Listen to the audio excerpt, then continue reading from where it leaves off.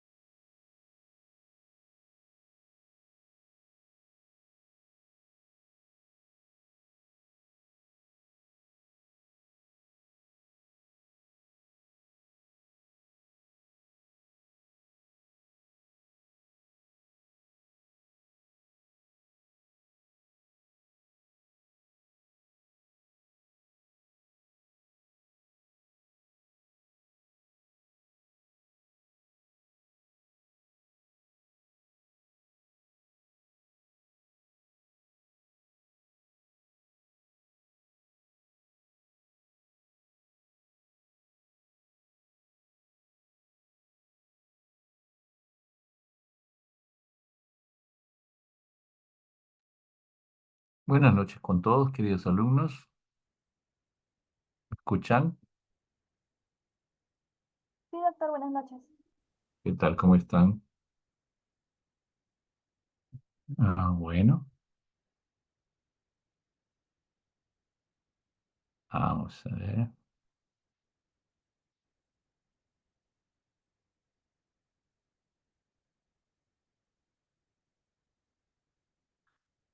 Sí, bueno, en primer lugar, para darles un saludo de bienvenida a todos ustedes. Ya lo habíamos hecho vía virtual, pero muchas gracias por escoger el curso de manejo del paciente crítico. Eh, Muchas de las opiniones que he recepcionado ha sido gracias a la recomendación de otros estudiantes acerca de nuestro curso, y que, como ustedes saben, el doctor Freddy Hermenegildo, la doctora Lucía García y el que habla, estamos siempre motivados a darles mejoras que sean necesarias para el mejor aprovechamiento por parte de ustedes.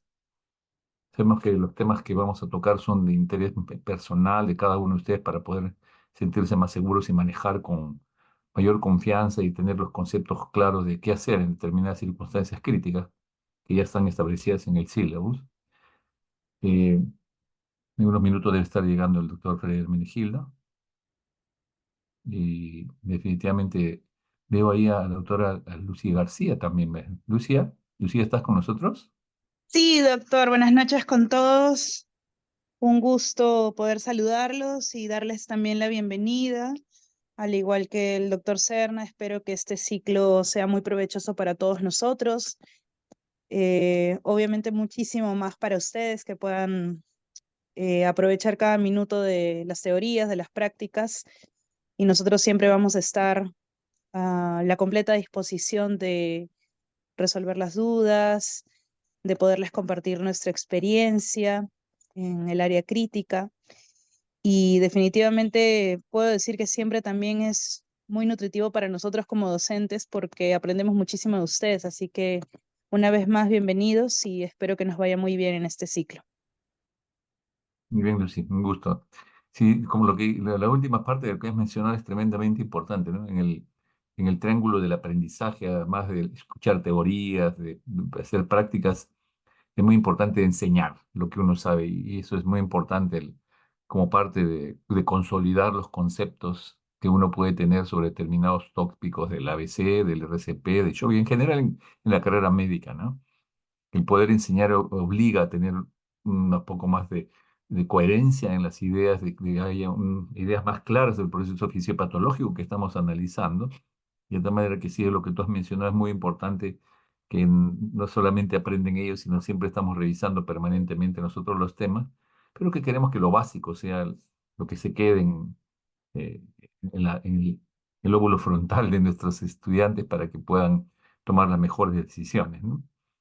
Así que, de otro lado, mientras damos tiempo que llegue Freddy, el, la estrategia de enseñanza, ya han visto ustedes, son teorías. Esta teoría se va a desarrollar en las prácticas en la siguiente semana.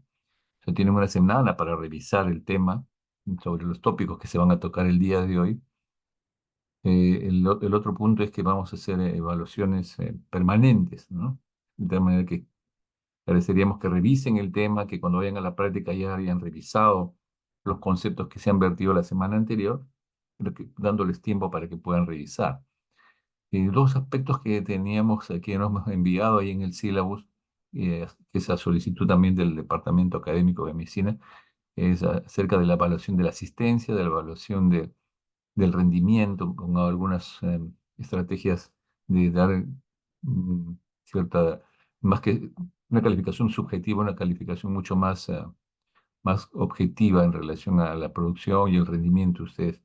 Sabemos que es un deseo personal, por eso es que se han inscrito en nuestro curso, es un curso lectivo que ustedes desean aprender, así que nosotros vamos a tratar de que eso sea así, y esperemos que todos pongan el entusiasmo y la energía para poder revisar los tópicos, ¿no? Y en la última, dentro de la parte de investigación que nos pide la universidad, habíamos pensado, y eso lo hemos puesto ahí en el sílabus de Lucy, que sería interesante que en en la segunda parte ya del curso, cuando ya empezamos a manejar un poco más de lo que es RCP básico y avanzado, podamos hacer un pequeño cuestionario, unas 10 a 20 preguntas, 10 preguntas suficiente me parece, para que podamos evaluar el conocimiento de lo que es el RCP básico en el resto de estudiantes. Ustedes están haciendo el curso, pero sería interesante conocer qué sabe el resto, qué conoce el resto, ¿no? Y como última actividad, y tenemos la idea, el sueño de que ustedes pueden hacer una presentación sobre el tema a los padres de cada uno de ustedes. Sus padres sean invitados a un curso básico de RCP, que sus papás también formen parte de una red de personas que pueden saber qué cosa es el RCP básico y puedan tener conceptos claros y poder, poder ayudar a alguna persona en algún momento, ¿no? Entonces, yo creo que esos son dos aspectos que vamos a irlo desarrollando progresivamente en relación a a los temas y definitivamente vamos a avanzar mucho en poder hacer algo de investigación especialmente, ¿no? Ya, vamos a ver, siempre dándole un poquito de tiempo porque creo que termina su práctica Freddy. Eh, por ejemplo, cada vez más, generalmente uno mide las funciones vitales en los pacientes críticos, ¿no es cierto?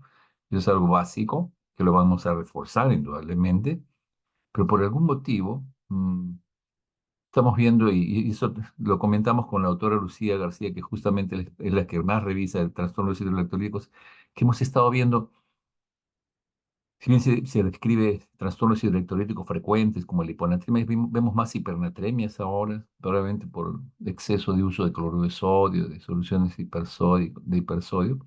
Pero también algo que nos ha llamado la atención, Lucy, que hemos tenido muchos pacientes con hipocalemia y hipofosfatemia, ¿no? Que no lo habíamos visto en anteriores, en los anteriores años, mucho más frecuente.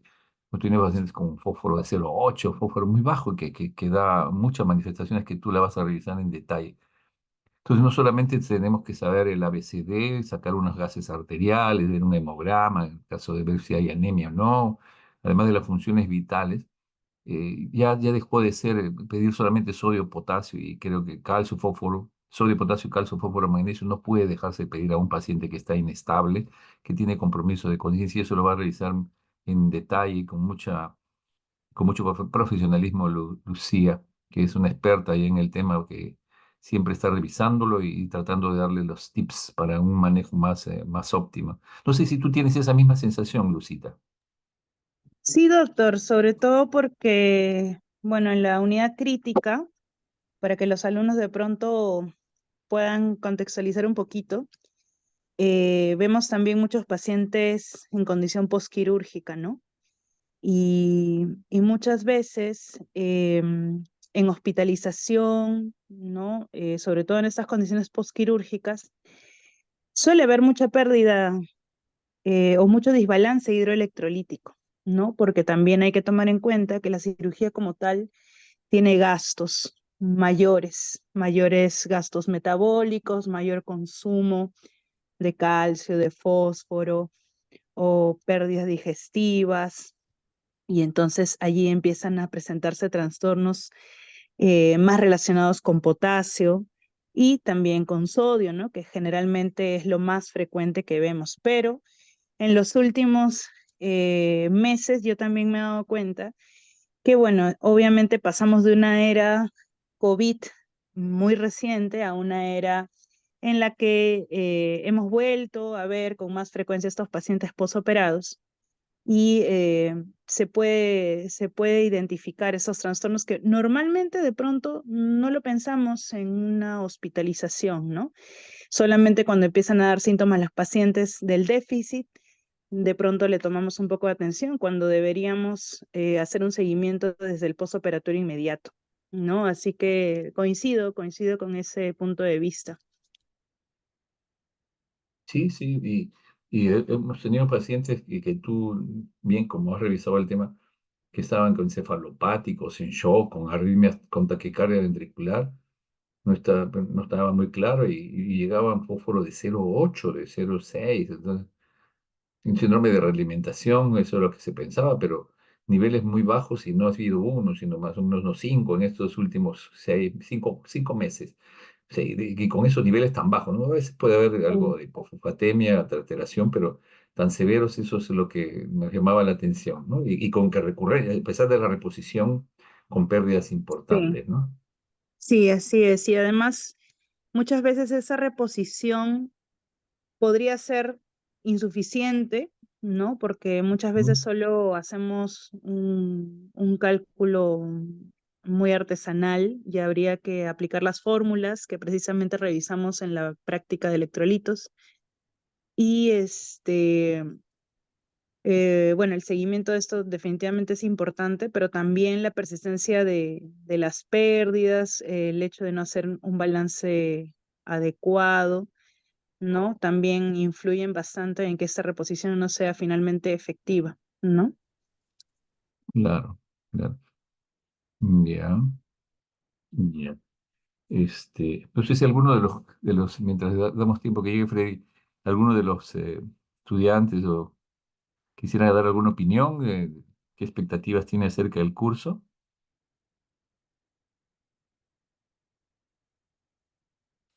Dice la delegada, ¿no? ¿Qué expectativa tiene alguno yo creo que tenemos que sentirnos más eh, familiarizados, ¿no? Así que no se hagan problemas. Con Lucy y con el doctor Freddy tratamos de que sea una comunicación más horizontal, ¿no? Con respeto siempre, pero que sientan que estamos para apoyarlos, para que ustedes se desarrollen como médicos que cogen los conocimientos, las competencias que justamente nos hemos propuesto en el curso, ¿no? A ver,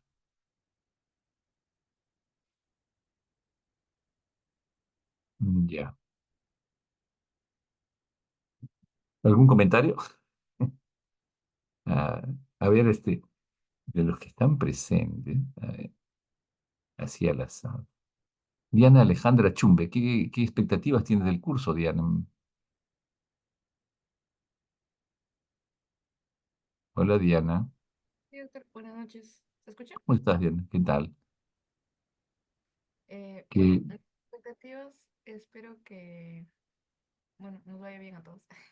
Bueno, le recomendaron mucho el curso, dijeron que habían muy buenos profesores, entonces espero lo mejor nada más. ya, sí, sí. Pero también, seguramente también ha habido buenos estudiantes. Esto es como en el fútbol, ¿no? Esto es como en la vida misma. Tiene que haber un equipo de trabajo en donde quienes dan la información, también debe haber un receptor que esté interesado en los temas. Yo estoy seguro que ustedes están interesados en desarrollar estos temas y revisar, ¿no? Revisar la literatura. Ustedes tienen acceso a los a los update y a toda una serie de revistas ahí para poder revisar. No solamente lean las presentaciones, sino cuando tengan alguna duda, consulten a los textos que hemos puesto en la bibliografía. Y ustedes tienen acceso a Internet y todas las revistas que pudieran revisar. De tal manera que, si bien es cierto, muchas veces no, ustedes como médicos generales y como médicos que van a ir al internado, más que la letra chica, a ustedes les interesan las cosas prácticas. Estoy seguro que ese es el motivo por el cual se han hecho presentes a nuestro curso. Entonces traten de revisar la parte fisiológica, pero también la parte de qué hacer, cómo actuar, ¿no? Y definitivamente eso va a ser algoritmos que van a ir apareciendo sobre el A, B, C, D, que vamos a revisar, sobre el estado de conciencia, sobre la suficiencia respiratoria, el shock, alteraciones hidroelectrolíticas, enfermedades, crisis cardiovasculares, que también ustedes van a revisar junto con todos nosotros. Y, y en la última parte, politraumatizado y el tema de las emergencias hipertensivas en la gestante, ¿no? La preeclampsia, que es un tema de un problema de salud pública muy importante. En, y nuevamente, ¿no? El objetivo del curso que ustedes, como siempre lo hemos conversado, es que sepan estabilizar a un paciente, porque a veces el paciente llega y no tenemos claro el diagnóstico, no tenemos claro qué es lo que está desencadenando. Si viene un paciente con infarto, antecedente de enfermedad coronaria y viene con dolor al pecho, creo que eso no hay problema de poder plantear un infarto de miocardio. Pero muchas veces vienen en shock, con insuficiencia respiratoria y la historia no está muy clara y ustedes tienen que tomar decisiones de estabilización a ese paciente. Y ese es creo que el objetivo que vamos a tratar de establecer desde el inicio. Y ya veo hoy la presencia del maestro Freddy Wilmer Hermenegildo Alvarado, de tal manera que vamos a concluir ahí y los invocamos a que pongan todo su entusiasmo. El doctor Freddy, Lucía, el que habla, estamos atentos a cualquier interés que tengan ustedes para revisar algún tema adicional. eh, y ver si ve la posibilidad de puedan ustedes asistir a alguno de los hospitales nuestros para poder ver, ver cómo se aplica cada una de las cosas que ustedes van a aprender en este curso. Muy bien, damos la bienvenida al profesor Freddy Wilmer Hermenegildo Alvarado. Un abrazo, Freddy, y te dejo a cargo de todos los jóvenes profesionales que tienen interés en nuestro curso. Un abrazo, adelante.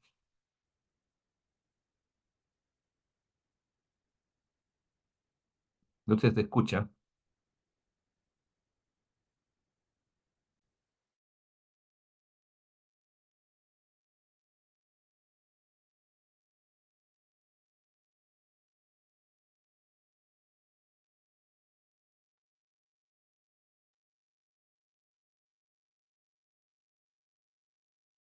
No se te escucha, Freddy.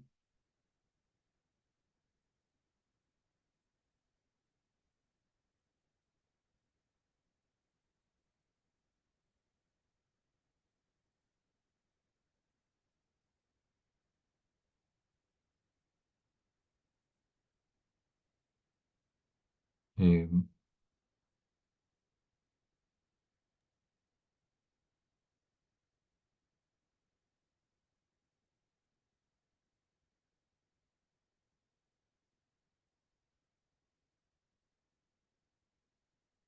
¿Escuchan al doctor Freddy Hermenegildo? No, doctor, no se le escucha. No, doctor.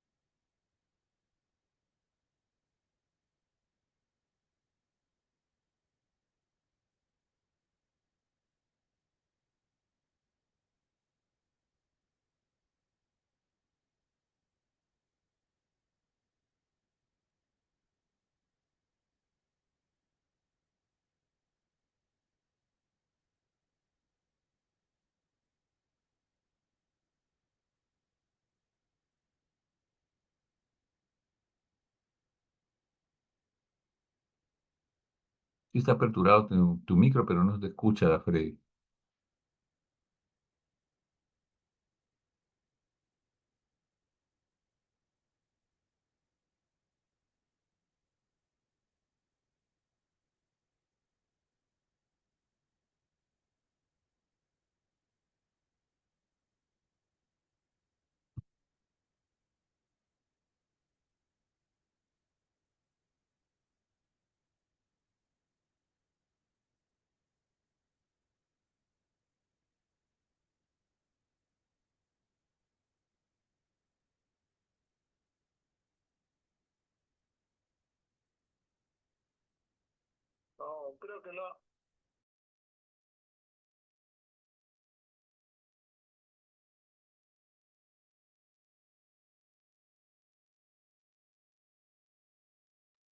Ahí se le quiso escuchar.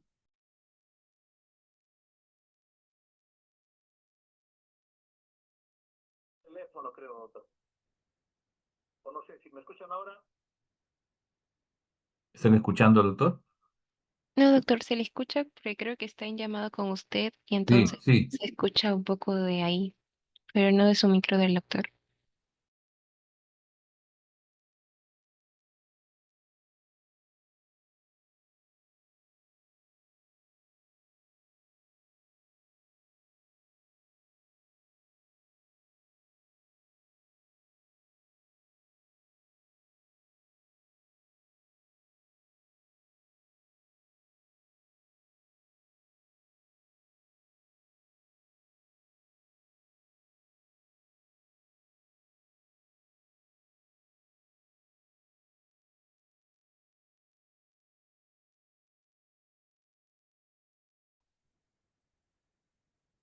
De todas maneras, a ver, mientras damos tiempo a que el doctor Freddy, por esos problemas técnicos, se solucione, eh, puntos claves que ustedes deben revisar. En la especialidad de cuidado intensivo, en la residencia de cuidado intensivo, nosotros insistimos mucho en los criterios del A, B, C, D, que es lo que van a practicar ahora. Ese ABCD es lo que permite que ustedes, observando a un paciente, vean el A de air, si la vía aérea está permeable, B de breathing, si está ventilando adecuadamente, un patrón respiratorio adecuado. El primero puede no funcionar bien si hay una obstrucción de vía aérea, pero en general, si está hablando, la vía aérea está permeable. Si el breathing es la respiración, si el patrón respiratorio es normal. Con el COVID hemos visto muchos pacientes que tienen dificultad respiratoria y ustedes ahora, pasado el COVID, van a seguir viendo pacientes con neumonía, con edema pulmonar, atelectasia neumotoras que pueden dar alteraciones en la ventilación. El C es circulation, es la circulación, cómo está la presión arterial, el pulso, y la presión arterial puede estar baja, shock, hipotensión, o puede estar alta, hipertensión, crisis hipertensiva. La frecuencia cardíaca igual, taquicardia supraventricular, bradicardia, si eso lo van a ver ustedes en los trastornos del ritmo, arritmias frecuentes, que queremos que la parte clave la diagnostiquen bien, sepan leer bien un EKG de lo básico. No queremos que sean diagnósticos sofisticados de arritmias complejas, no, no. ¿Cómo se diagnostica un infarto? ¿Cómo se diagnostica una taquicardia ventricular, una fibrilación ventricular, y que son arritmias muy frecuentes, ¿no? Y eso se ha orientado a la clase para que ustedes puedan, en el C, la circulation, puedan detectar todo eso. El D es el compromiso neurológico. Es muy importante que entonces esa secuencia de ese orden generen ustedes unas conductas automáticas de ver si respira bien, si la vía aérea está permeable, si respira bien, si las presiones y la perfusión está adecuada con la circulation, si el paciente está, su estado de conciencia, el Glasgow, que es el puntaje que siempre lo usamos para evaluar el estado de conciencia, está, eh, es adecuado, 15 es lo normal, 3 está en coma profundo y ustedes se van a familiarizar con eso también. Y luego evaluar el hipotermia y otras alteraciones que puede tener un paciente. Entonces, ese ABCD, revísenlo bien, es la clave de todo lo que van a ustedes a poder conocer e integrar sobre la A, B, C. ¿Sí, Wilmer?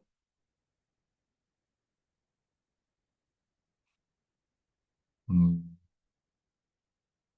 ¿Se puede? Ya, pero solución. Mm,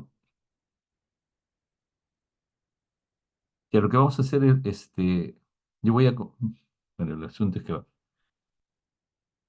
tú llamas,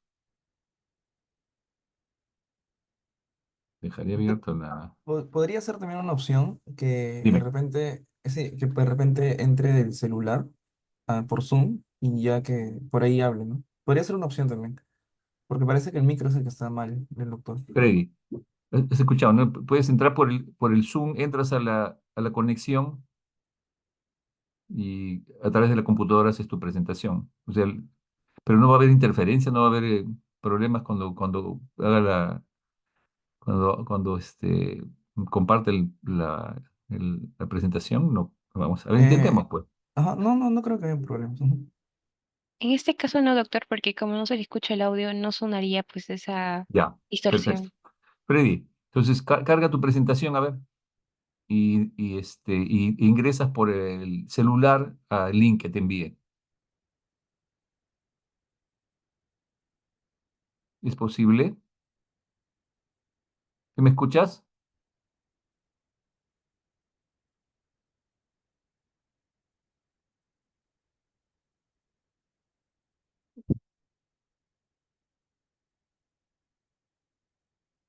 Perfecto. Y ahora por tu celular ingresa al link.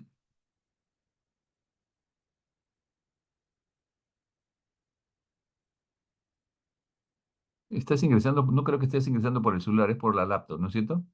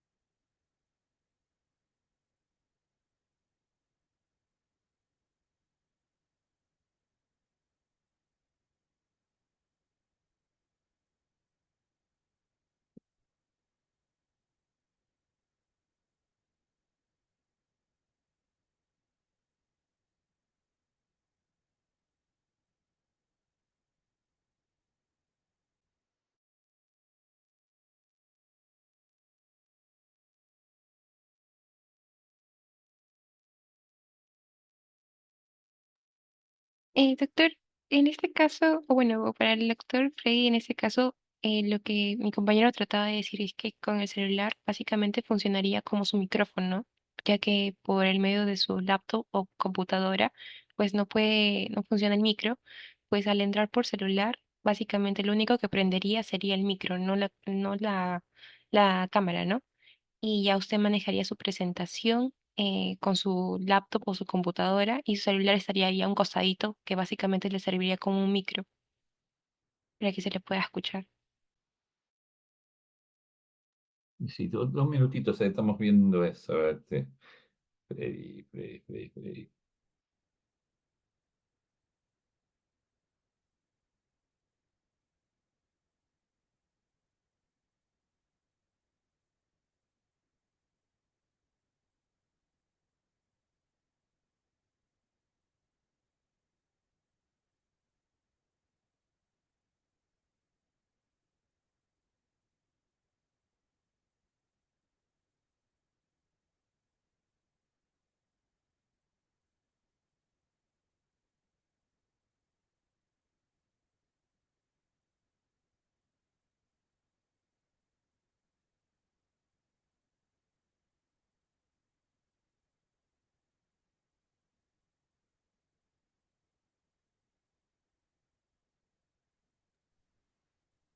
Hola, ¿Te escucho? ¿escuchan ahora? Hola Freddy, sí te escucho. Sí, le escucho, doctor. Hola, ¿qué tal? Ya, entonces, Ahora hola, comparte ¿cómo tu está? ¿Qué presentación. tal? Comparte tu presentación. ¿No la están viendo la presentación? A ver, No, doctor. un momentito. O sea, lo comparto en la computadora, pero yo lo comparto.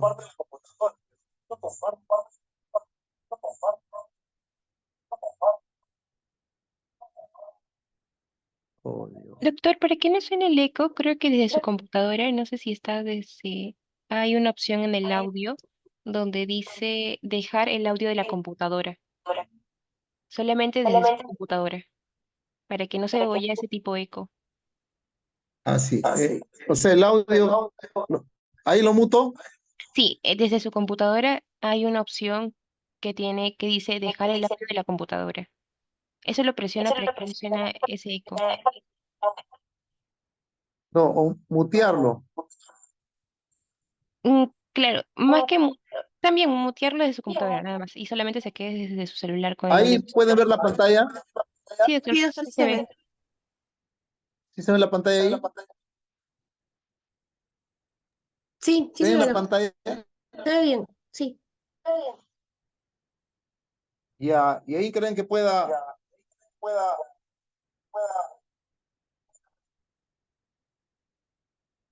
Muy bien. ¿Escuchan? Muy bien. ¿Escuchan? Muy bien. Ah, sí me ha salido una. Sí se le escucha, doctor. Solamente un poco de eco.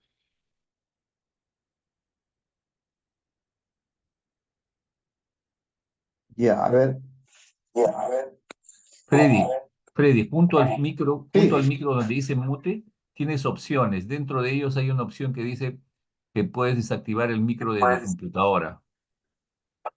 A ver, desactivar. No. El audio, live computer audio. Sí, doctor. Ya, ¿eso? Sí, ¿Lo Sí, eso, doctor. escuchan? escucha mejor. Sí le escucha, doctor. Ajá. Muy bien. ¿Ven la pantalla bien? Perfecto. Sí, doctor. Y se te escucha Lo bien. haremos así, pues. Lo Lo haremos así, único no que sé te... qué ha pasado. Creo que han. Freddy, Ya, no te listo. preocupes. Listo, Empezamos empieza entonces. y sabes que no te olvides de poner como está, está con buena batería tu celular. Ten cuidado con Sí, eso. sí, sí. Perfecto. Sí, sí, Avanti tiene entonces. una batería. Avanti. Ya listo. Muy bien, Freddy. Bueno, con ustedes el doctor Freddy Menegildo y escuchemos su brillante presentación que siempre él le pone en cada semestre algo nuevo. Avance, avance, mi querido Freddycito. Un abrazo fuerte. ¿Sí? ¿Se puede? No, el cargador.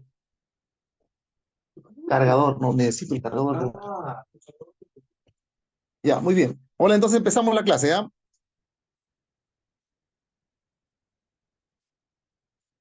Muy bien.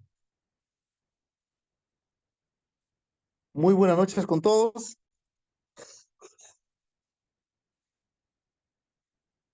A ver, ¿se escucha correcto? Sí, doctor, se escucha muy bien. Escucha, doctor. Perfectamente y no hay Muy bien. interferencia. Perfecto, muy bien. Muy buenas noches con todos. Luego de estos pequeños problemas técnicos, vamos a empezar la clase.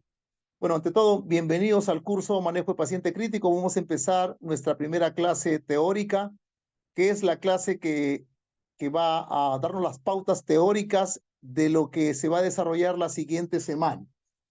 Muy bien. Vamos a tratar ahora de lo que es el abordaje ABCD del paciente crítico, hablar un poquito de la escala de coma de Glasgow y de la forma en que hacemos nuestro registro en las evoluciones, las notas clínicas que hacemos respecto a lo que trabajamos en el paciente crítico, ¿no? Son notas breves, bastante dirigidas a los problemas que abordamos en el paciente crítico. Muy bien. Puntos a tratar en esta clase. Primero vamos a definir lo que es un paciente crítico. Luego vamos a ver las dificultades que se tiene para la evaluación de un paciente crítico.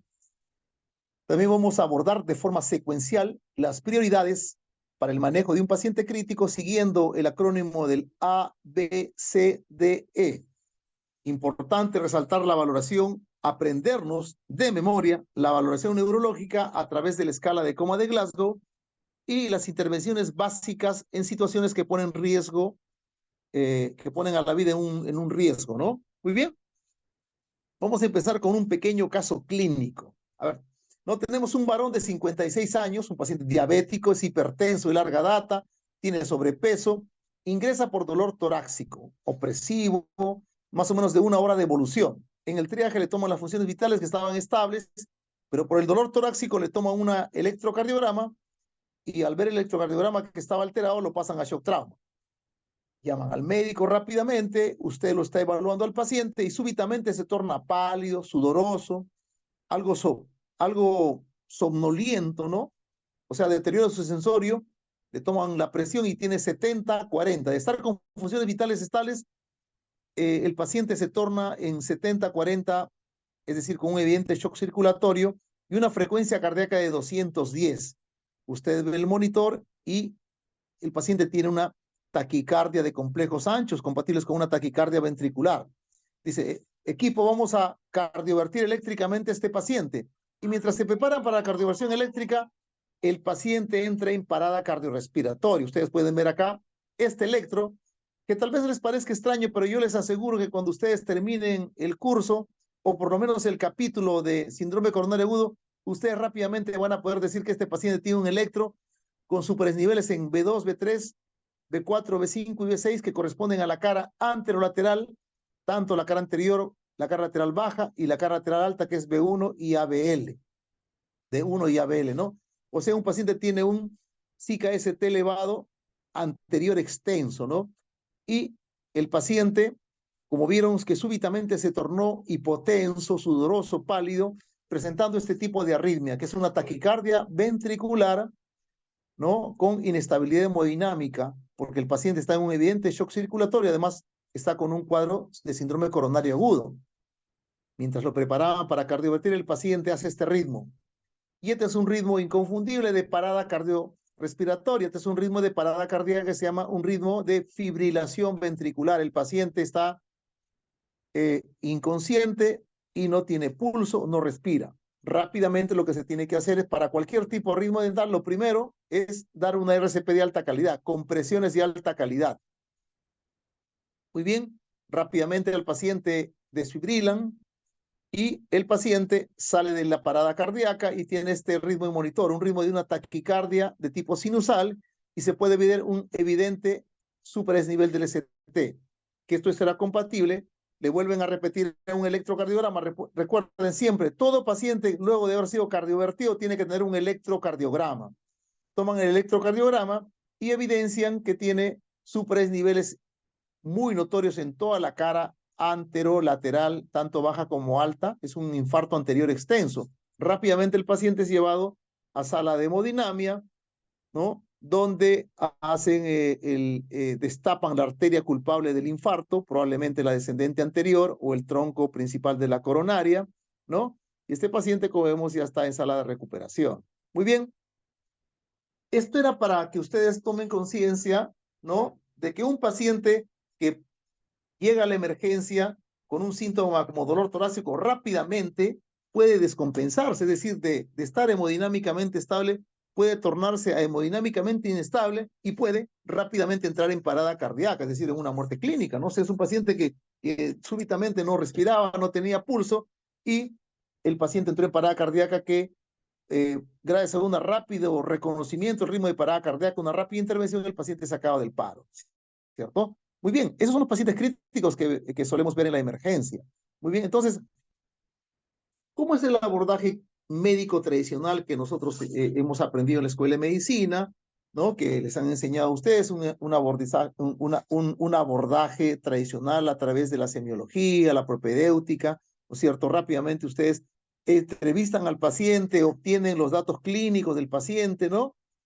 El paciente colabora con darle información en una semiología exhaustiva, colabora con el examen físico, usted puede pedir los estudios, ¿no es cierto?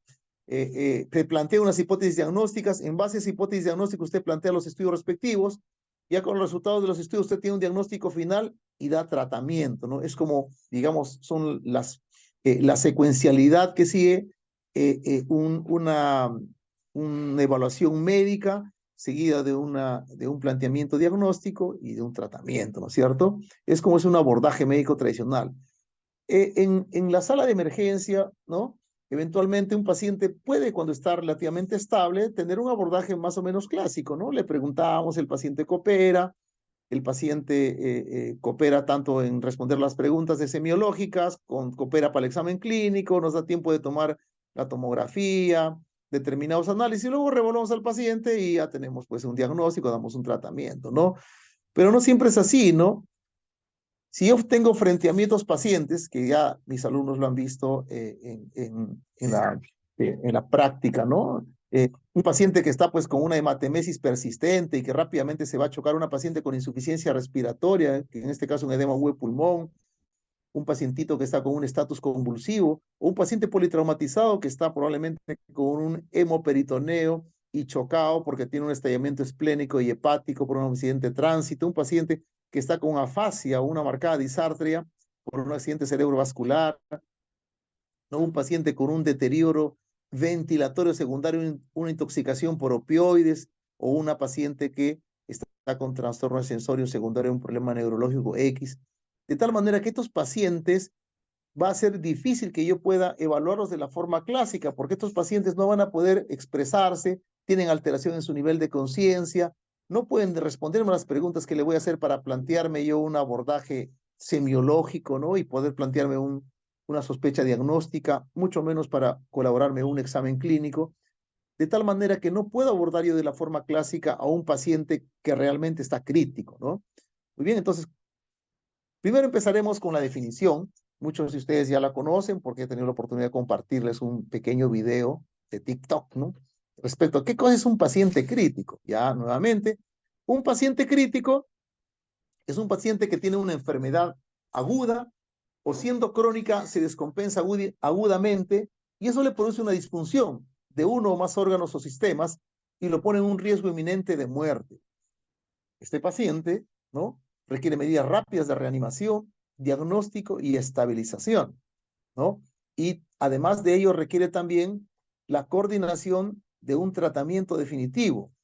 Gran parte de los tratamientos que vamos a dar nosotros a los pacientes críticos en el abordaje o manejo inicial en la sala de emergencia van a ser tratamientos que nos van a permitir al paciente reanimarlos, estabilizarlos, evitar que se mueran, en otras palabras, ganar tiempo para que el paciente pueda recibir un tratamiento definitivo.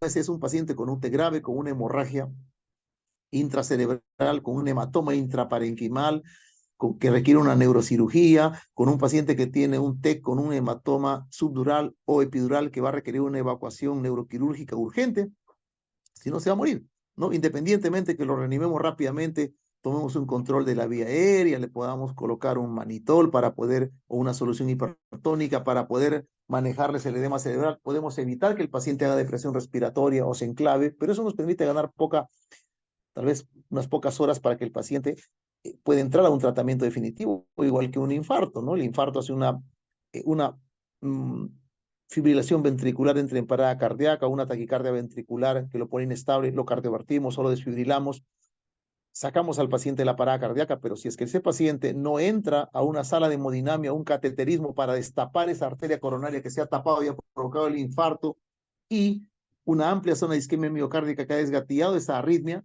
ese paciente se va a morir porque va a ser nuevamente un infarto, el infarto va a ser nuevamente que el paciente haga otra vez ese ritmo de parada cardíaca y probablemente pues entre un shock cardiogénico y el paciente no salga de la parada cardíaca, ¿no?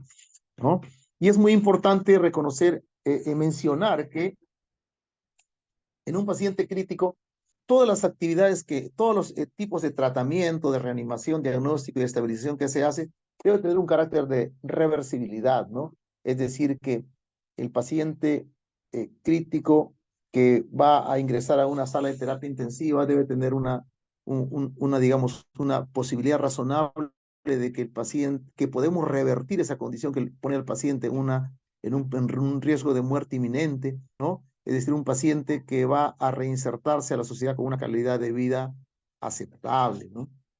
Muy bien.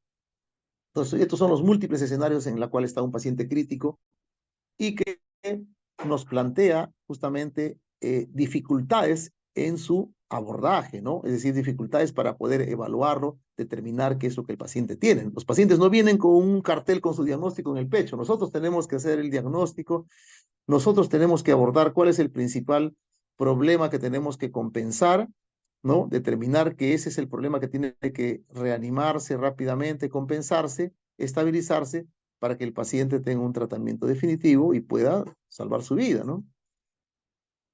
Muy bien, entonces la pregunta es, ¿podré evaluar de la forma clásica un paciente crítico? Y evidentemente la respuesta es no, ¿no? Muchas razones, ¿no? El paciente tiene compromiso de conciencia, el paciente está afásico, disártrico, está con una falla respiratoria severa que no puede ni hablar, el paciente tiene una obstrucción de la vía aérea, el paciente tiene,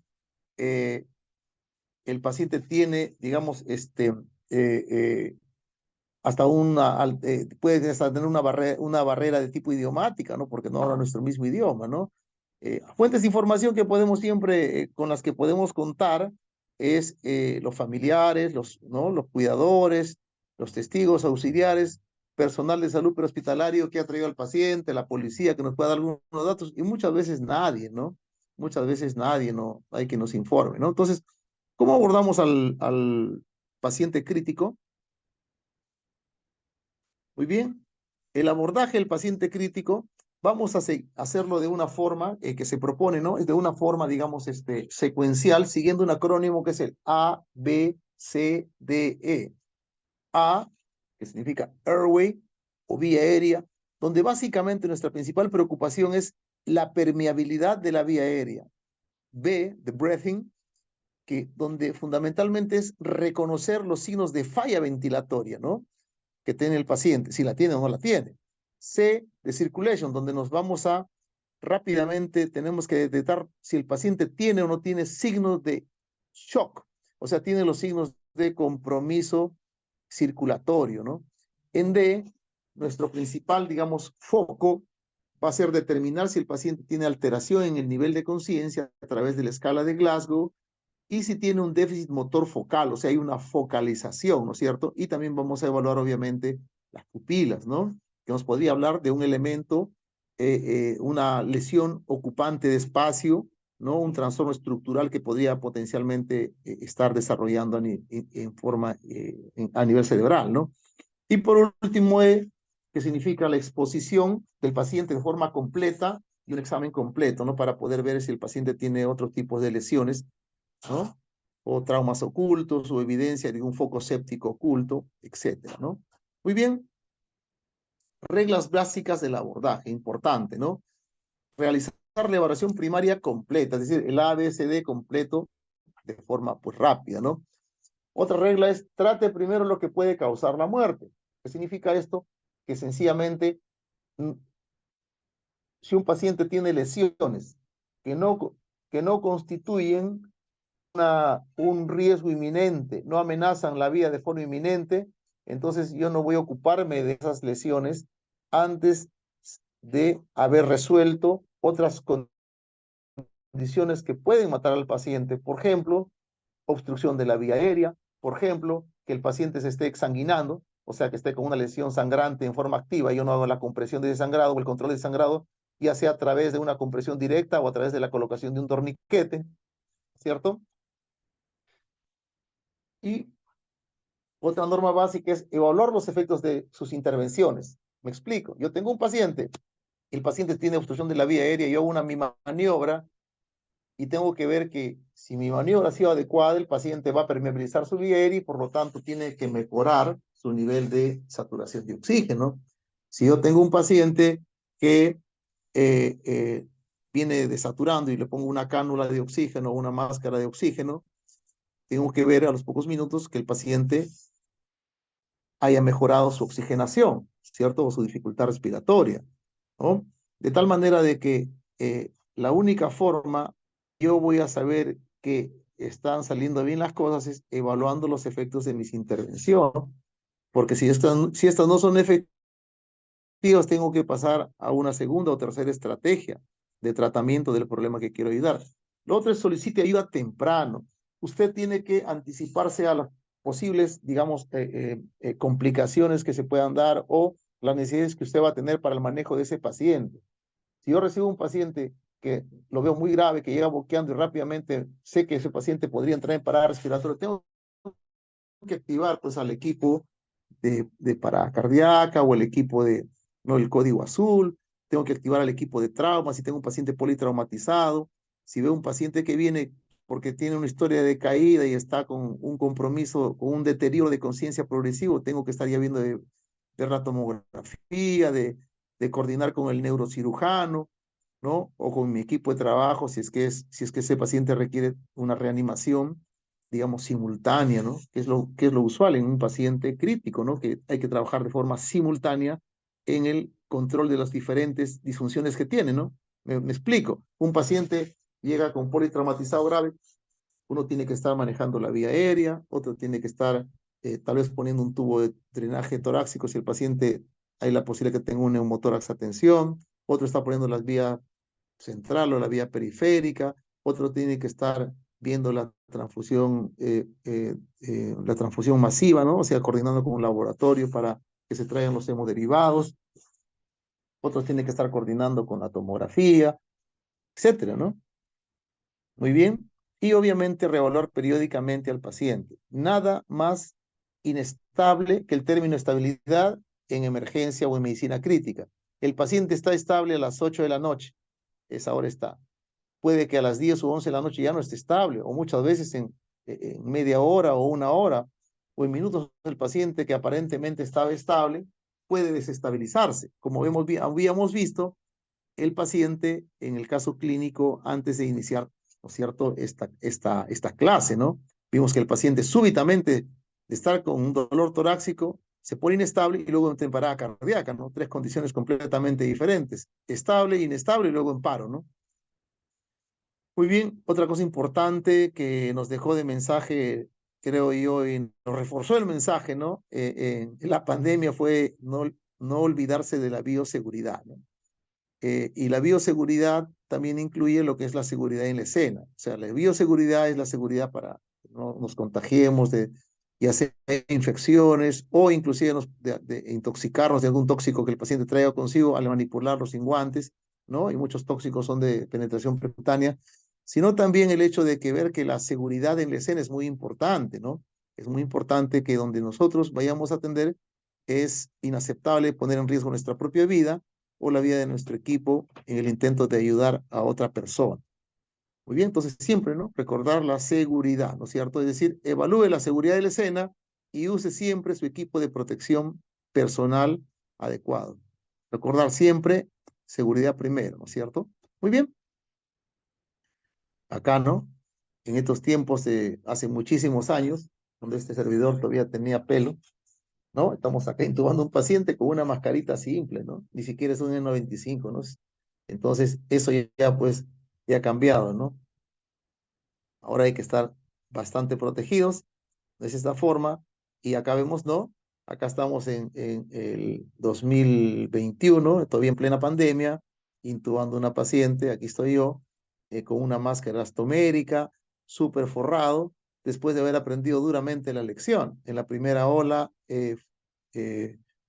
adquirí COVID grave, estuve con neumonía COVID y una semana intubado en la sala de terapia intensiva en ventilación mecánica del Hospital Rebagliati.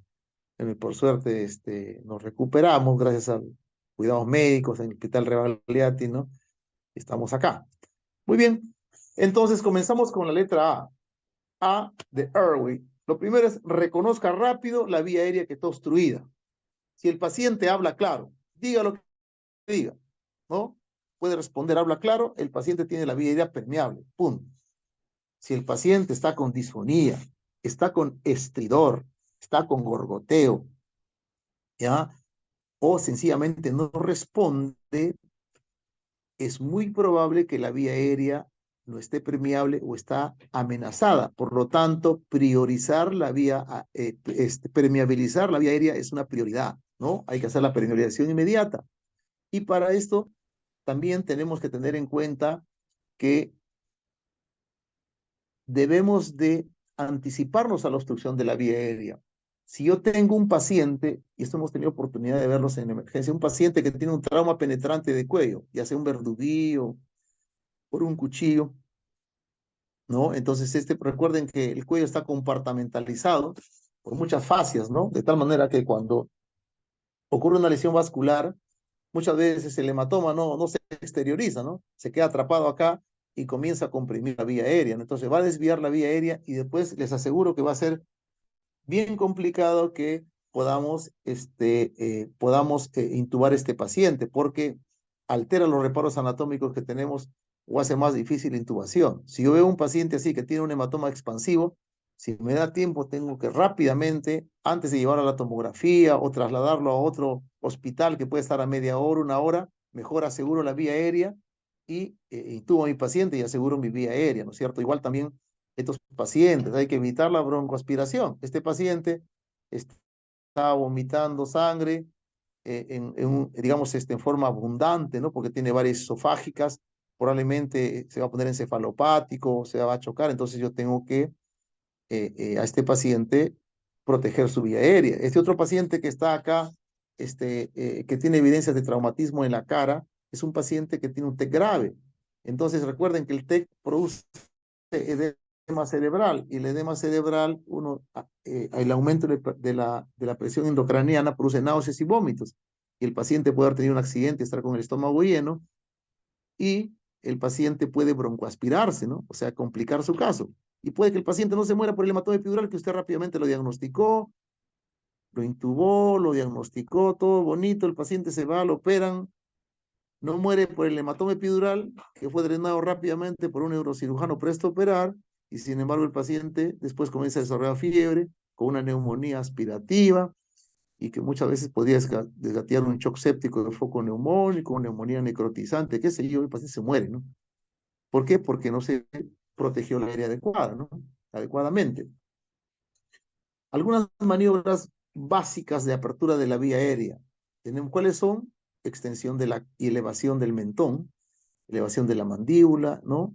Extensión de la cabeza y elevación del mentón y solamente lo que es la elevación de la mandíbula. Como podemos ver acá, la tracción mandibular y la elevación, la maniobra frente-mentón que vemos acá. Esta maniobra frente-mentón es muy buena, la maniobra frente-mentón, pero moviliza mucho la columna cervical, de tal manera que en el contexto no traumático, cuando no hay trauma, usted puede hacerlo con toda tranquilidad, ¿no? Extensión de la cabeza y elevación del mentón, maniobra frente-mentón. Es muy efectiva para la permeabilización de la vía aérea. Pero si el paciente potencialmente tiene un trauma de columna cervical, sobre todo si está asociado a TEC o algún accidente, una caída de altura, un accidente de tránsito o compromiso de conciencia, usted tiene que asumir que el paciente potencialmente podría tener un trauma cervical, por lo tanto, usted tiene que hacer una maniobra básica que no movilice mucho la vía, el cuello, perdón, ¿no? O sea, que permeabilice la vía aérea, pero que no movilice mucho el cuello, y eso es con la maniobra de tracción mandibular, ¿no? O levantamiento mandibular, como podemos ver acá, miren. Ya ven acá, la maniobra de extensión y elevación de la cabeza, extensión de la cabeza y elevación del mentón, la maniobra de frente mentón, y muy bien, mire acá, mire la lengua, la base de la lengua, cómo está obstruyendo, y luego cómo es que esta maniobra rápidamente permeabiliza la vía aérea, ¿no? Mira acá, vea usted acá, este es un estudio de resonancia, cómo es que, ¿no? Se permeabiliza la vía aérea con esta maniobra. Y esta es la maniobra de frente mentón.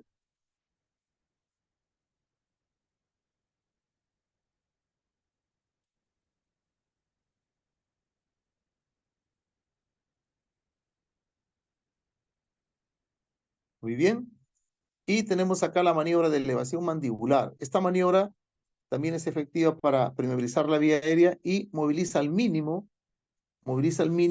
la columna cervical, ¿no? Como pueden ustedes ver acá, ¿no? Y acá lo van a ver usted, cómo es que esta maniobra, miren ustedes, al levantar la mandíbula, no mueve mucho el cuello, sin embargo, mire cómo permeabiliza, ustedes vean acá, cómo permeabiliza acá exactamente, ¿no? La vía aérea. ¿Ah? Muy bien. Entonces ustedes tienen acá un video de cómo se hace la correcta tracción mandibular.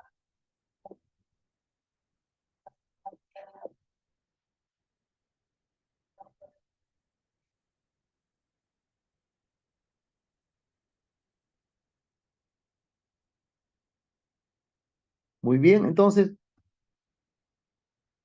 esas son las maniobras básicas del manejo de la vía aérea, de la permeabilización de la vía aérea. Recuerden, usted con eso logra tener una vía aérea permeable, pero no segura porque está permeable. Si el paciente vomita, se puede broncoaspirar, sobre todo si tiene compromiso del nivel de conciencia, ¿no? De tal manera de que, ¿cuál es la desventaja de esta maniobra? De estas maniobras es que sencillamente el médico con sus dos manitos tiene que estar ahí con el paciente y prácticamente inutiliza ya al médico, enfermero o al personal que está haciendo la maniobra a hacer otro tipo de, digamos, actividades que requiere la reanimación y estabilización del paciente, ¿no? Para lo cual se ha diseñado pues dispositivos que son bastante sencillos, pero que son muy importantes para mantener la vía aérea permeable. ¿Cuáles son? El tubo orofaringio o nasofaringio también. No, no, lo que más usamos es el tubo orofaringio, más conocido como las cánulas de Mayo, tubo de Gödel o cánulas de Berman. También hay dispositivos supraglóticos, es decir, dispositivos que se colocan por encima de la glotis, ¿no? Cuerdas vocales, ¿no es cierto? ¿Cuáles son? La máscara laringe, el tubo laringe, el fast track, el iGel. Y el manejo, digamos, definitivo, no quirúrgico de la vía aérea es la colocación de un tubo endotraqueal, ¿no? Y si es cuando este es imposible o tiene otras indicaciones, se tendría que hacer una vía aérea quirúrgica, ¿no? Como vemos acá, son múltiples los dispositivos que vamos a tener, ustedes ven acá, para poder manejar la vía aérea. Una fotomía es para, digamos, dar el mensaje de que necesitamos cada cierto tiempo, un entrenamiento en el uso de estos diferentes dispositivos, ¿no? Muy bien. Reconozca rápidamente la letra B, de breathing, ¿no? Aquí hemos visto que es importante rápidamente reconocer si el paciente tiene o no tiene signos de insuficiencia respiratoria, o sea, dificultad respiratoria, ¿no es cierto? Entonces, ¿qué vamos a observar? Si el paciente respira muy rápido, muy lento. Respiraciones por encima de 35, digamos, son bastante críticas, ¿no? El paciente se va a agotar rápidamente, hay una taquipnea muy severa, o respiraciones por debajo de 10, ¿no? Respiraciones por debajo de 12, 10, el paciente tiene una bradipnea y puede rápidamente también entrar en una parada ventilatoria, una parada respiratoria, ¿no? El uso de músculos accesorios, ¿no? Músculos supraclaviculares, supraesternales, los músculos intercostales, ¿no? Una asimetría en la respiración, no solo se mueve, se levanta un hemitórax y el otro no.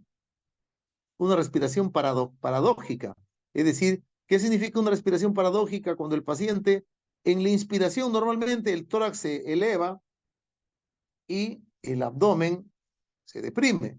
En la respiración paradójica, ¿qué hace? Ocurre lo contrario, ¿no? En la inspiración el paciente se deprime el tórax y se eleva el estómago. Se está al revés, ¿no? Ver también algunas aleteo nasal, esto es más frecuente en insuficiencia respiratoria en los pequeños, también se puede en adultos, pero más frecuente en niños.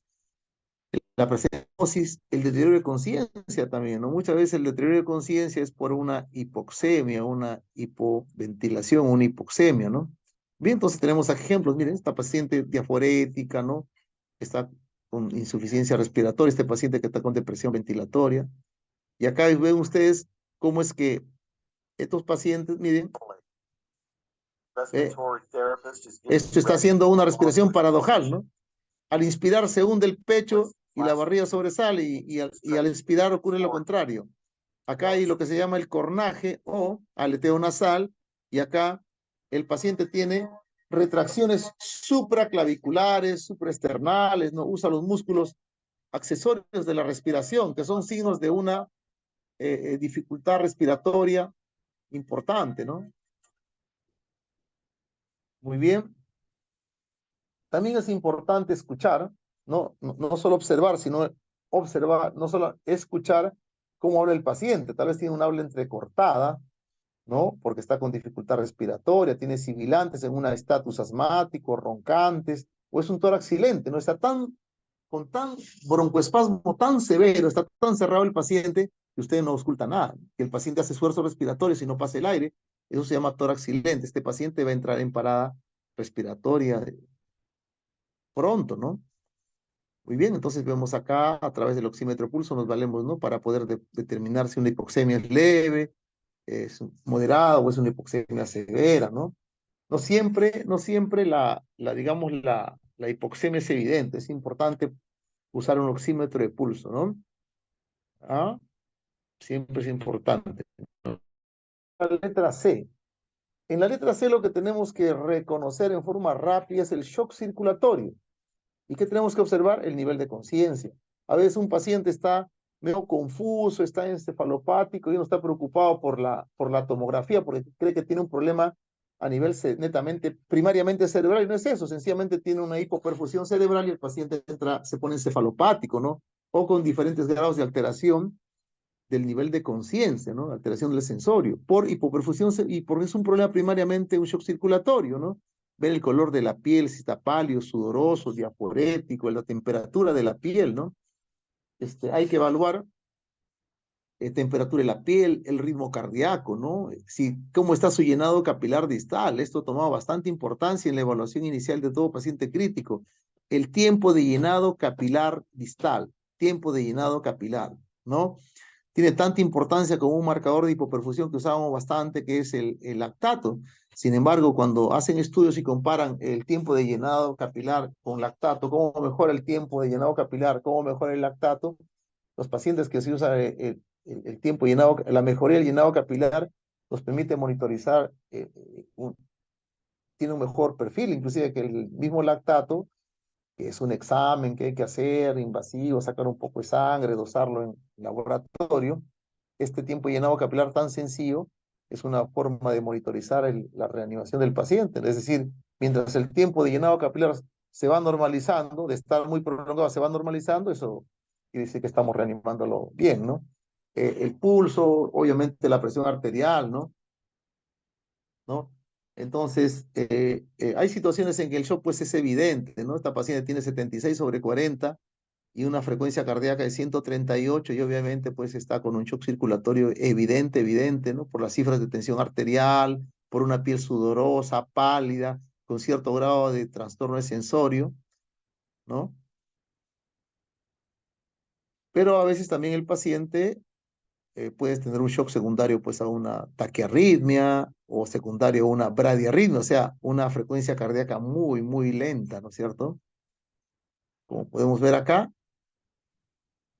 tiene una frecuencia cardíaca muy lenta y este paciente lo que requiere es un dispositivo que estimule los latidos cardíacos. ¿Qué cosa se llama eso? Se llama un marcapaso y ustedes pueden ver acá, es un paciente que tuve hace un par de meses, está con una bradicardia severa y le colocamos al paciente un marcapaso transcutáneo, ¿no? Así como medimos el llenado capilar, cómo se debe de medir el llenado capilar, ¿no? Entonces, contamos, si está más de 3, ya está prolongado, ¿no? Más de 3 ya es prolongado, ¿no? Lo normal es que sean 2, a lo más 3, ¿no? Más de 3 ya es tiempo de llenado capilar prolongado. También podemos medir diuresis, ¿no? Pero esa es una mensuración un poquito más lenta, ¿no? Rápidamente. Otra forma es el score de moteado, que es básicamente ver la decoloración de la piel en parches, que empieza por la rodilla de este paciente. Uno ve este paciente que tiene esa piel moteada, ¿no? Esta piel moteada, que está más allá de la rodilla, ¿no? Hasta los músculos. Este paciente solo ver este paciente esas características, ya decimos que este paciente está con un shock de tipo vasodilatado, o sea, este es un shock circulatorio, ¿no? Marcado, ¿no? Muy bien. Ay, perdón.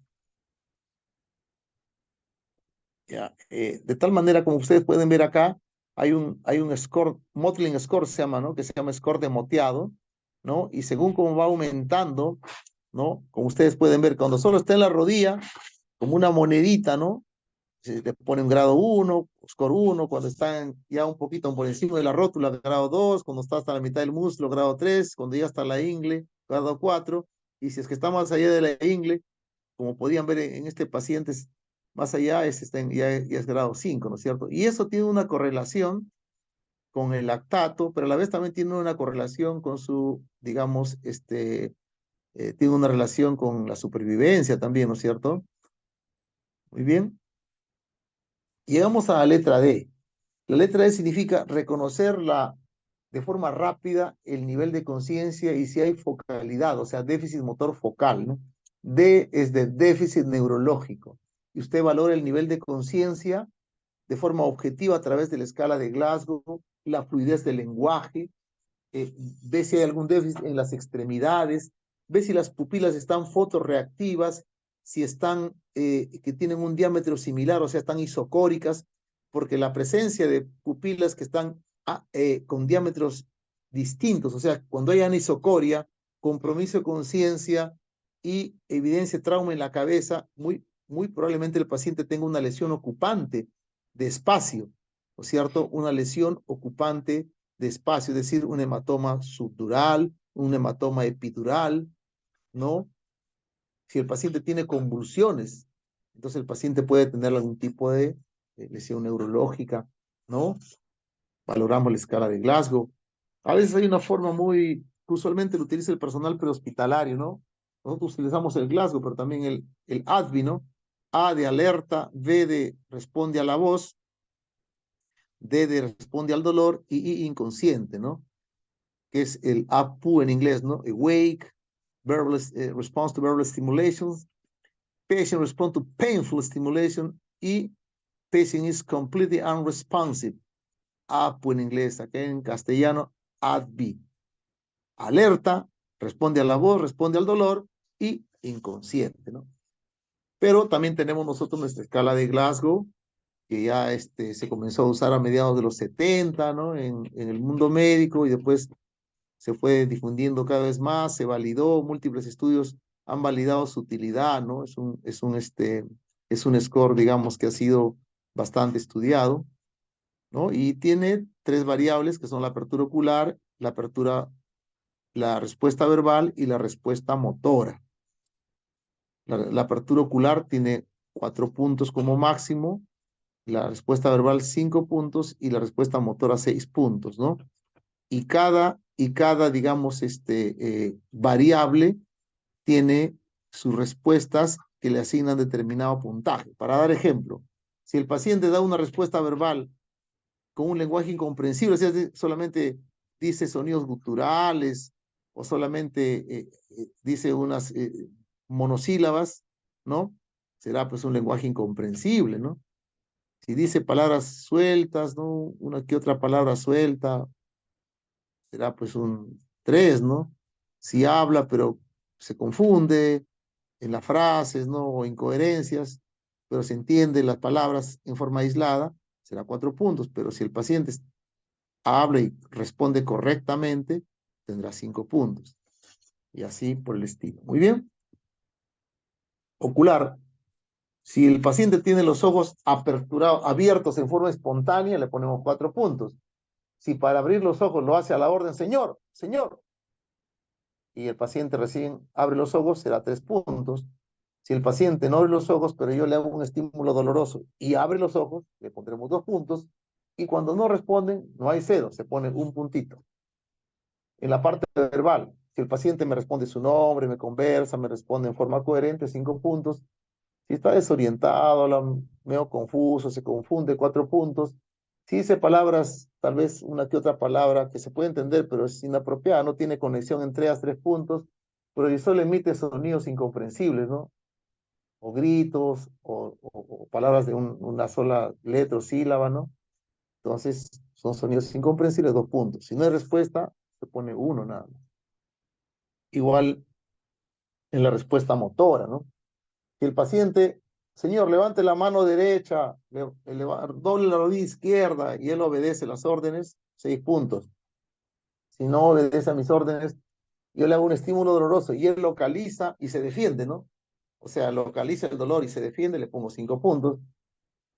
Pero si yo le hago un estímulo doloroso y él solamente hace una flexión o retirada de la extremidad desde ese lado, entonces eso corresponde a 4 puntos.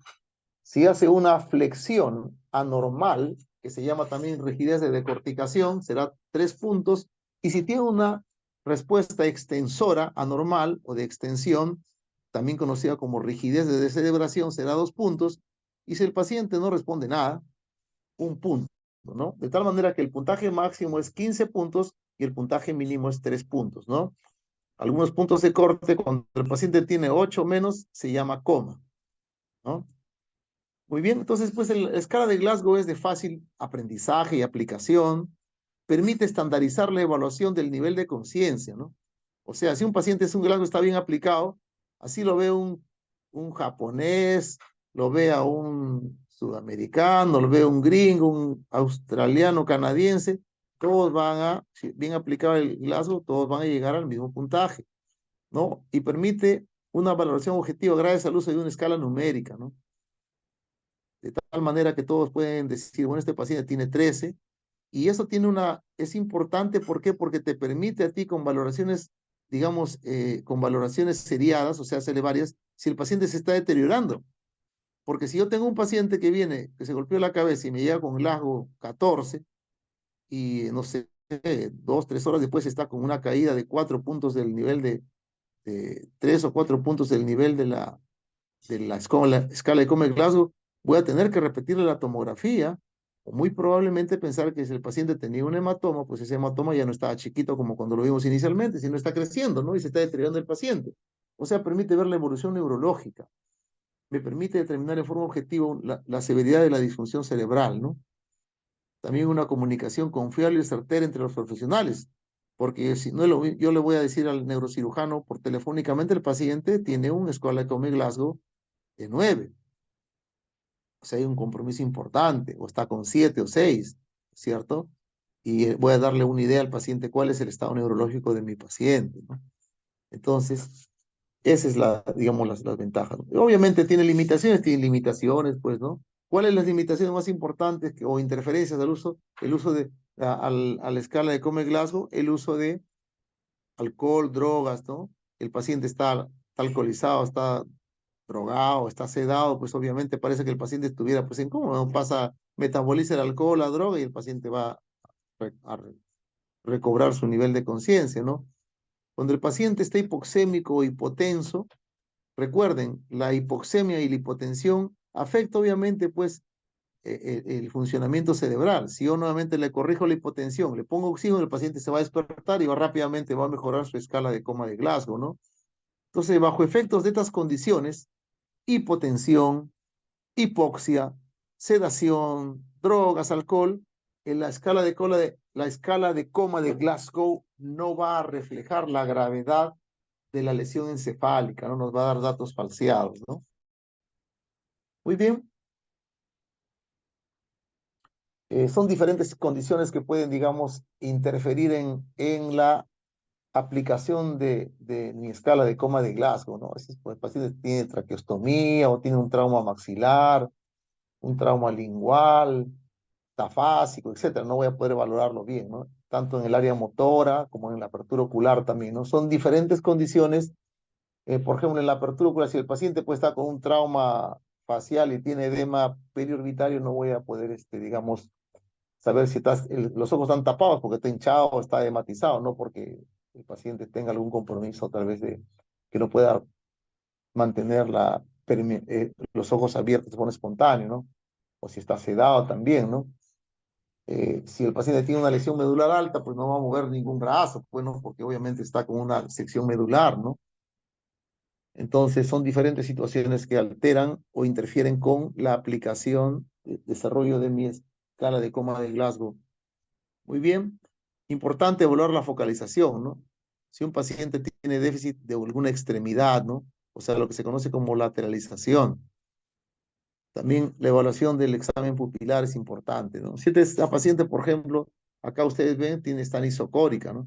Tiene la pupila derecha con midriasis y la pupila izquierda, bueno, ciertamente casi normal, ¿no? Entonces, eso se llama anisocoria. Y eso nos puede tranquilamente hablar de una lesión ocupante de espacio que en el contexto de un trauma significaría pues un hematoma subdural y epidural. Y si hay un deterioro marcado de conciencia, yo estaría pensando rápidamente tomarle una tomografía y tal vez llamar al neurocirujano porque podría tener una lesión potencialmente que requiere una evacuación neuroquirúrgica STAT, ¿no? De urgencia, ¿no? Para salvar la vida de ese paciente. Vemos acá, tiene un hematoma del mismo lado, ¿no? Un hematoma epidural, ¿no?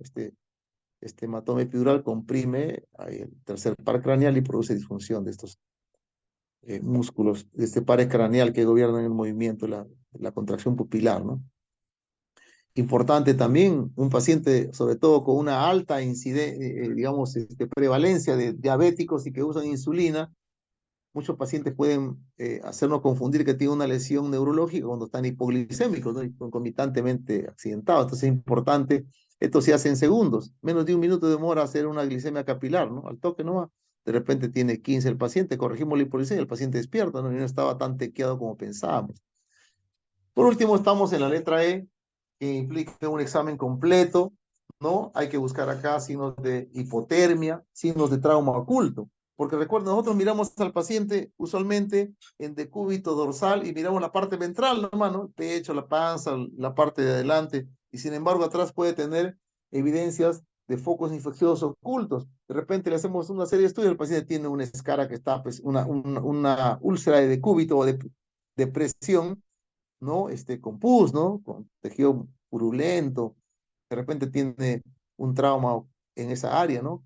Entonces tenemos al paciente que revisarlo completo, ¿no? Nos dan algunas claves diagnósticas también, pues si el paciente es un abusador de drogas, etcétera, ¿no? Que puede tener algún compromiso en su salud, ¿no? Si hay signos de abuso también, ¿no? Patrones de abuso, de correas, de mordiscos, de abuso infantil o también de anciano, que es algo que muchas veces está infradiagnosticado, ¿no? Y muchas veces por la misma víctima que, ¿no? El anciano que tiene un hijo drogo, que es pegalón, ¿no? Y pegan al anciano y el anciano, bueno, pues un hijo es un hijo y a veces no lo denuncian, ¿no? Por temor a que lo vaya a encarcelar o muchas veces el hijo que aunque lo pega, pues es el que le da de comer, ¿no? Lo mantienen en casa y tienen temor. Son cosas muy complejas realmente, pero es algo que tiene que direccionarse y tiene que buscarse y tiene que denunciarse, ¿no? Proteger al paciente de la hipotermia, ¿no? Y otra cosa muy importante también, respetar la privacidad. Miren ustedes este paciente, cómo lo vemos, y cuando lo volteamos, miren cómo tiene lesiones ocultas, ¿no? Estos pacientes vienen con manga larga y tiene acá es un paciente que abusa drogas, ¿no? Paciente con tendencias suicidas, ¿no? Muy bien, y también evitar la hipotermia, ¿no? Recuerden que la hipotermia es parte de lo que antes se conocía como la tríada de la muerte y ahora se conoce como el diamante de la muerte, ¿no es cierto? Entonces, ¿cuáles son? Acidosis, coagulopatía, hipotermia, hipocalcemia, el diamante de la muerte, ¿no? Antes era acidosis, coagulopatía, hipotermia.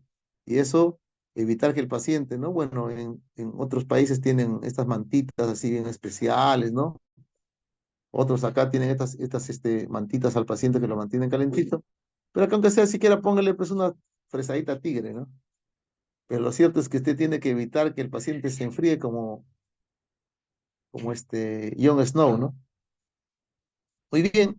Y hay cartillas que nos permiten un recordaris, ¿no? Del A, B, C, D, ¿no? Lo que tenemos que hacer en cada.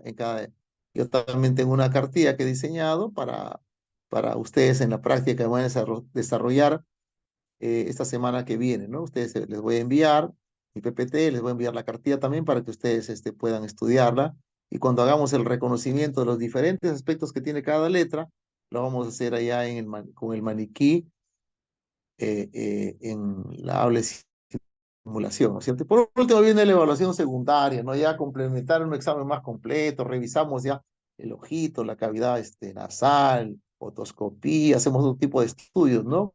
Como vemos acá, ¿no? Si el paciente tal vez tiene una fractura de base craneal, podría tener un hemotímpano, ¿no es cierto? ver acá el fondo de ojos, si pensamos en algún tipo de problema ocular, ¿no? Hasta un examen, un tacto rectal, si pensamos en que el paciente podría tener alguna lesión, un sangrante, qué sé yo, está con una hemorragia digestiva, etcétera, ¿no? Y podemos también, ya un poco más estabilizar el paciente, ampliar la historia clínica para afinar el diagnóstico, ¿no? A veces llega primero el paciente, después la familia es contactada, llega y le puede dar información a qué es alérgico, qué medicina toma, o sea, afinar un poco la historia clínica y por ende el diagnóstico, ¿no es cierto? Conversar también. También a completar algunos estudios de emergencia, los análisis, gasometría, placas, ecografías, ¿no? Estudios de radiografía, tomografía, etcétera, ¿no? Y por último, la disposición, es decir, el destino del paciente crítico, ¿no? Nuestros pacientes, una vez compensados, pueden ir a sala de operaciones, ¿no? Pueden ir a una sala de intervencionismo, ¿no? Si yo tengo un paciente con digamos, eh, tiene una infección de la vía biliar, es decir, una colangitis por obstrucción, por un cálculo en el colédoco, ese paciente obviamente lo reanimamos, viene en shock séptico, le ponemos su catéter, vasopresores, sus antibióticos, fluidos, corregimos la coagulopatía y de ahí tiene que ir a dónde?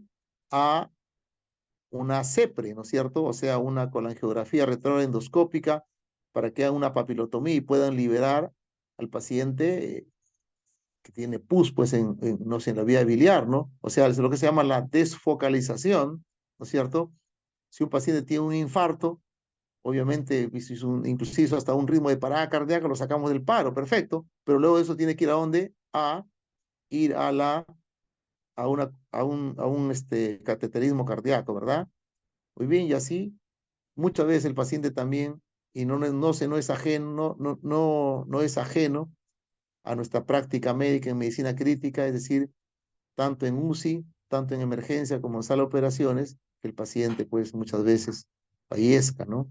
Entonces, por último, nota de evolución, rápidamente la técnica SOAP, ¿no? Así como el jabón, SOAP, ¿no? Entonces, importante consideración es verificar que la historia clínica donde vamos a escribir sea la correcta, no hacer en otra una evolución, en una historia clínica que no le corresponde al paciente, identificar al equipo que uno pertenece, se pone la fecha, hora y firma, ¿no? Por ejemplo, ustedes tienen acá una nota de evolución, ¿no? Se pone la fecha, ¿no? Dice equipo de cardiología, dice, ¿no? 4 de mayo del 2020, 11 de la noche, paciente refiere que se ha exacerbado su dolor de pecho, está en tantas características, lo hemos encontrado así, estos son los exámenes, el examen dirigido, ¿no? Una plaquita, que no hay congestión, no hay ensanchamiento mediastinal, pero tiene un EKG con superiores niveles en B3, B4, B5, o sea, un infarto anterolateral. La troponina está pendiente, pero el paciente dice crónico, cursa con un cuadro compatible, un SIC-ST elevado anterolateral. Plan, activan sala de hemodinamia, ¿no? E indica al médico de emergencia que haga su antiagregación, anticoagulación, se informa al paciente, firma consentimiento para que suba a cateterismo, ¿no? Y uno firma ahí el equipo, ¿no? Y el asistente, sus residentes, firman ahí todos, ¿no? Igual es acá otra nota de evolución, ¿no? Muy bien. Este paciente dice, por ejemplo, ¿no? Dice 23 de agosto del 2023, paciente varón de 68 años ingresa a sala de observación por síncope. Refiere que ha estado en reposo y súbitamente presenta palpitaciones, ¿no?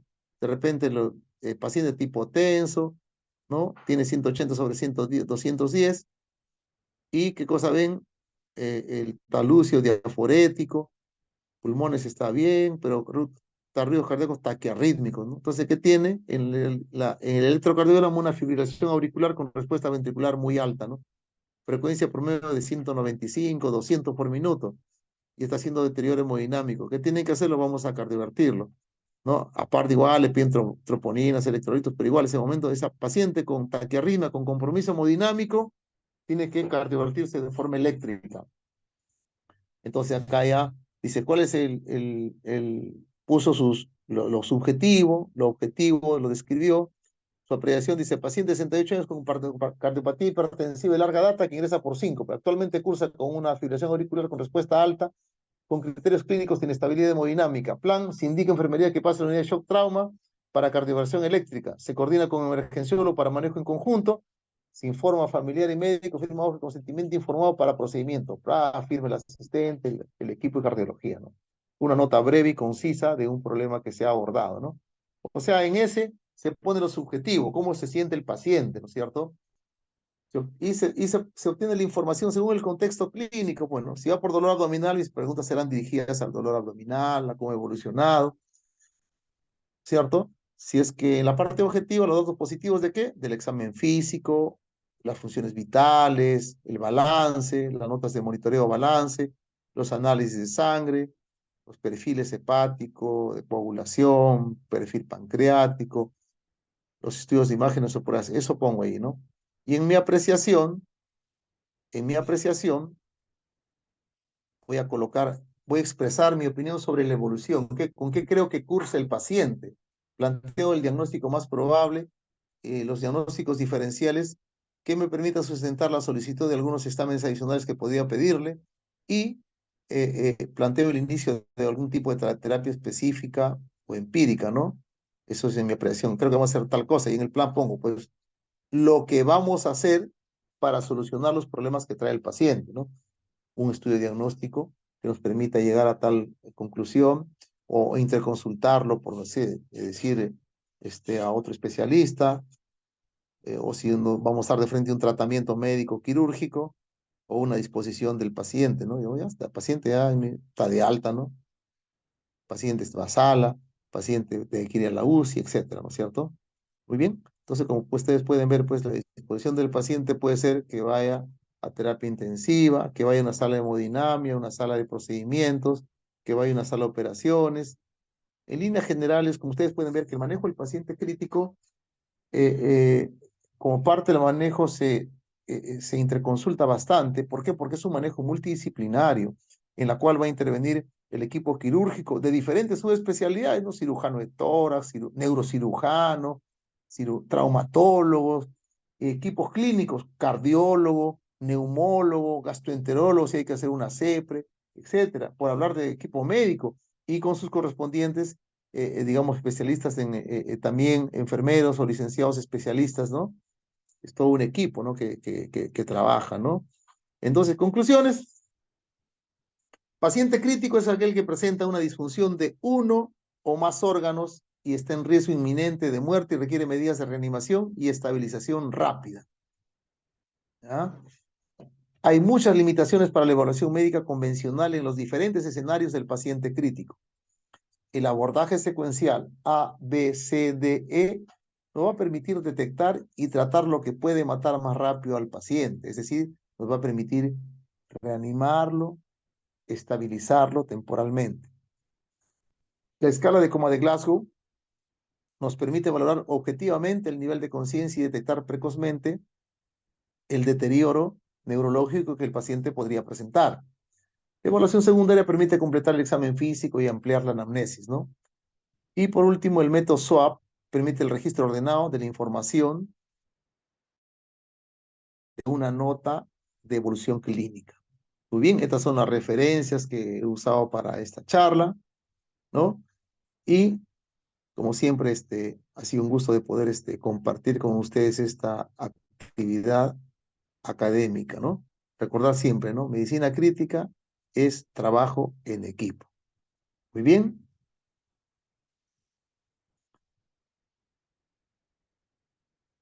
Si hay alguna pregunta, agradecería me lo puedan hacer.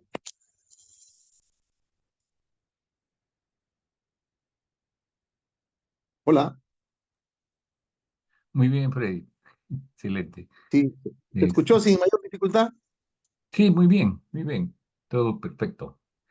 Todo perfecto. Yo creo que Perfecto. queda bastante claro. Sí, no sé si algunos tienen alguna pregunta, los alumnos, encantado. Dormir. Van a revisar bien. Doctor, dice, ¿subirá el PPT al aula virtual? No, les envío el PPT, usualmente les envío al delegado y eso lo envía a todos los alumnos, ¿no? A todo el grupo, al delegado general.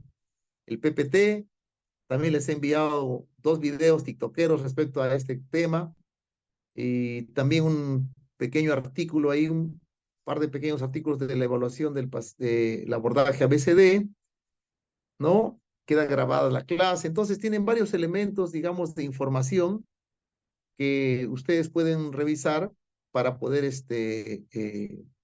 digamos, para poder aprovechar mejor el curso y poder sacarle mejor provecho a la práctica, ¿no? Me preguntan si es que hay clase el día viernes. Bueno, yo hago clases los lunes y miércoles. Mm, creo que sí, o sea, no sé, salvo que la autorita, la docente encargada es la doctora Lucía García, que hace los días viernes. Ah, es feriado, ¿no? Entonces creo que no hay clases, ¿no? No hay clases, es feriado, ¿no? Maestro Serna, Sí, sí, no hay clase. Ya se verá no hay clase. recuperarla o como es una clase general de introducción como la que has hecho, de todas maneras, tiene que ver la forma, Lucy, O de tal hacerle vez, llegar. o tal vez puede desarrollarse de una forma virtual, ¿no? Por una circunstancia, pues, que se da, ¿no? Porque es bien difícil Claro, también para recuperar otra semana, pues, ¿no? Justo es claro, viernes. mire, esta clase, a ver, esta clase está grabada. Esta clase les vas a dar el PPT. Esta clase tiene texto, así que no, si no se hace, ellos van a revisar fundamentalmente qué actividades se van a desarrollar en el curso, cómo se va a hacer, van a conocer un poco de los equipos que estamos usando. Entonces, yo creo que no hay ningún inconveniente, ¿no? Ella tiene que coordinar y si se reúne el sábado, Perfecto. ella tiene que ver eso. Muy bien, entonces. Muy bien,